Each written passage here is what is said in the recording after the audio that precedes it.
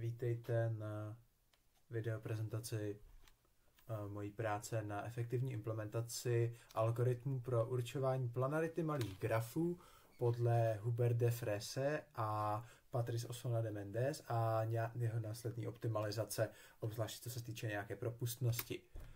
Takže co se týče úvodu, budeme se zabývat pouze malými grafy a to v tomto konkrétním případě znamená, že budou mít méně nebo rovno 64 vrcholů, což je jakoby velikost slova na většině moderních počítačů. Propustnost budu měřit ve vrcholech za sekundu, jelikož všechny jakoby pokročilejší algoritmy pro tento problém roste jejich komplexita lineárně v závislosti na počtu vrcholů a tím pádem počet vrcholů za sekundu je vlastně konstantní číslo nezávisle na tom, jaké grafy používáme.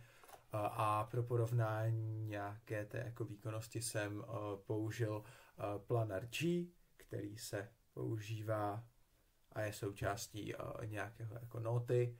A jedna z aplikací tak je důkaz vlastně biplanarity nějakého jako velmi specifického grafu, což má potom vliv, že pokud by tento graf byl biplanární, tak je to důkaz, že na kolorování biplanárního grafu je potřeba minimálně 10 barev.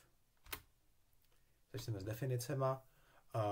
Máme prostě graf G, složený z množiny vrcholů množiny hran, kdo by to čekal. Množina vrcholů je V, množina hran je E, potom tady kudrnatým téčkem budeme značit DFS kostru, ale to se tam moc nevyskytuje. A velkým T to je množina stromových hran, vidíte na obrázku zvýrazněně. A množina kostromových hran na obrázku jako příklad jsou ty netučné a jak vidíte je to prostě doplňková množina k té množině stromových hran. Co se týče dalších definic, tohle jsou ty něco komplexnější, tak parent vrcholu, který očividně není definován pro kořen, je přesně to, co si myslíte, prostě o jeden vrchol zpátky v rámci stromu, tak se to definuje vlastně nějakou jako implicitní funkce, nějakou množinovou relací. Potom low pointy vrcholů, na rozdíl od nějaké jako jiné literatury, tak my definujeme dva, první a druhý, s tím, že první je prostě nejnižší bod, do kterého my jsme schopni z daného vrcholu dojít s použitím pouze jedné kostromové hrany a druhý je vlastně to samé, až na to, že podmínka je, že musí být vyšší než ten první. A nebo samozřejmě, pokud by žádný takový neexistoval, menší než ten vrchol, než jako samotný vrchol A, tak tam dáváme A. Potom fringe vrcholu, tak je vlastně definovaná jakožto tak jsou vlastně jakési třásně v překladu a z definice, například pokud bychom měli ten vrchol 4, tak jsou to tyhle ty zpětné hrany, jde vlastně o zpětné hrany vycházející z daného podstromu, krásně vidíme. A potom fringe opposed subset, dvojice vrcholů, které samozřejmě musí mít společného parenta, tak máme tady taky definované, jde vlastně o nějaké jakoby části fringe, které jsou ohraničený nějakým jiným cyklem. A potom nakonec F obarvení všech hran v C, značíme ho lambda a je to tedy obarvení o dvou barvách, kdy pro libovolné dva vrcholy se společným parentem, vidíme parent A se rovná parent B, jsou tyto množiny FOP a B a FOP BA monochromatické a opačně obarvené. A tohle jsou všechny definice, co potřebujeme, abychom pronesli větu. A sice, že Existuje-li pro graf nějaké f obarvení, lambda, poté je graf planární. A pokud ne, tak ne. S tím, že je dobré, že tato vlastnost nezávisí na úvodní volbě vlastně toho stromu uvnitř toho grafu. A důkaz byl publikován v On Tremors, Trees and Planarity právě tady Hubert de Frese a Patrice Osona de Mendes. Co se týče mojí implementace, tak se dá rozdělit do několika kroků, nějaké parsování, potom první DFS průchod, do něhož my předáváme vlastně matici sousednosti a výstup je vlastně jakoby seznam vrcholů a plus nějaké právě ty low pointy, které jsme si definovali předtím. Potom tyto potomky musíme seřadit kvůli efektivitě následného kroku, jinak by to teoreticky nebylo nutné, ale aby byl poslední krok jednodušší, tak se to hodí. A nakonec provedeme druhé DFS, kde tohle druhé DFS je vlastně ten náš hlavní algoritmus.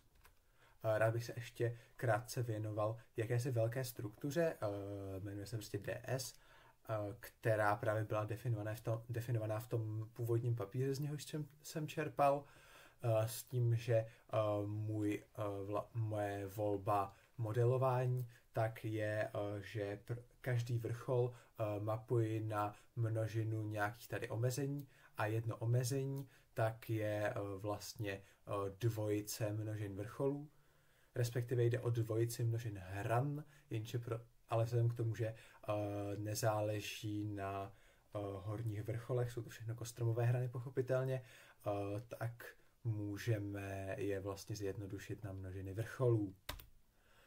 A tedy, co se děje v tom druhém DFS, tak dochází k postupnému zpracování vrcholu V od kořene.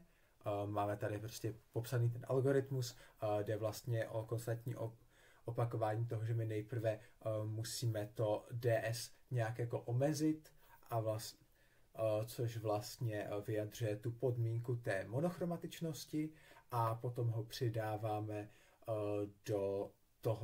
do toho DS pro náš vrchol, který jako zpracováváme a to odpovídá té podmínce opačného toho. To odpovídá té podmínce opačné obarvenosti. A tedy takto postupně procházíme všechny potomky a generujeme jejich DS právě pomocí jakéhosi implicitního DFS průchodu. Pokud tento proces narazí na spor, a sice jeden z kroků, buď omezování nebo přidávání, narazí na spor, to znamená, že to obarvení buď nemůže být monochromatické, nebo nemůžou být vlastně opačné některé ty části, tak tento graf není planární.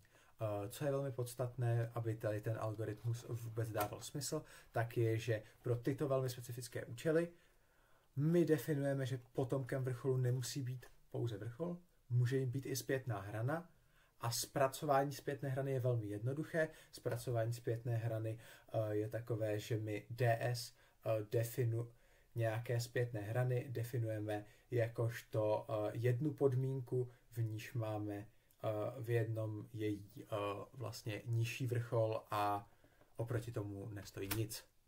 A co se týče mých optimalizací, hlavní bylo najít vlastně ty nejvhodnější datové struktury s tím, že momentálně používám binární reprezentaci množin se řazením bitů LSD a právě ten list vrcholů pro ty grafy pozdější, kde je potřeba mít ty vrcholy seřazené v rámci jednotlivých okolí, protože to se nedá reprezentovat pomocí binární matice.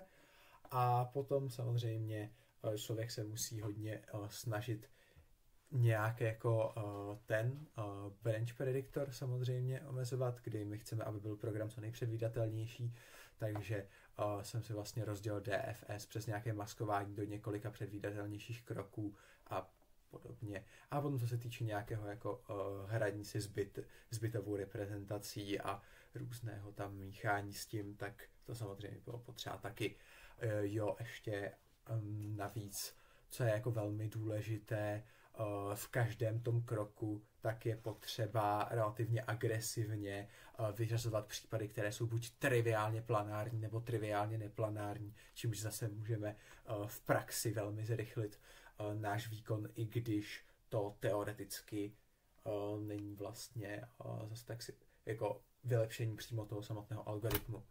No a co se týče závěru, tak testoval jsem to na přibližně miliardě náhodně generovaných grafů různých velikostí s tím, že pro všechny z nich to vyšlo korektně, zároveň si myslím, že z trošku jako nadhledu je možné vidět, jak ten kód blízce reprezentuje ten původní paper. A co se týče nějaké té propustnosti, o níž jsem mluvil, tak propustnost máme cca 2x10⁷ vrchol za sekundu, což s příkladem třeba pro 20 vrcholové grafy to znamená 1 000 000 grafů za sekundu, což je cca spíše 12krát než 10krát více než právě to planarčí, s ním jsem to porovnával. Ještě jsem to porovnával s velmi populární knihovnou Boost, kterou jsem vlastně doimplementoval pro ní jenom nějaké parsování a ta měla podobný či horší výkon jako planarčí, i když jsem vlastně odstranil věci, které závisely na mém postupu a na mé implementaci. A oba dva tedy používají algoritmus Boyer-Mirvold, zatímco já používám algoritmus právě podle Defrese, což já se domnívám, že má jako velkou roli v tomto a zároveň dělají nějakou práci navíc, kdy oni právě tak agresivně se nesnaží vyřadit předem, jestli musí být graf triviálně neplanární nebo triviálně planární, což samozřejmě může mít své výhody, co se týče korektnosti, ale ve výkonu to nemůže být bohužel výhoda. A tady jsou moje reference, vidíte, čerpal jsem Boost, Bitlittling Hex, ten hlavní původní paper, potom jsem používal právě od Boyer-Mirvold jsem čerpal také a potom knihovna Noty, již se má citovat tedy takhle.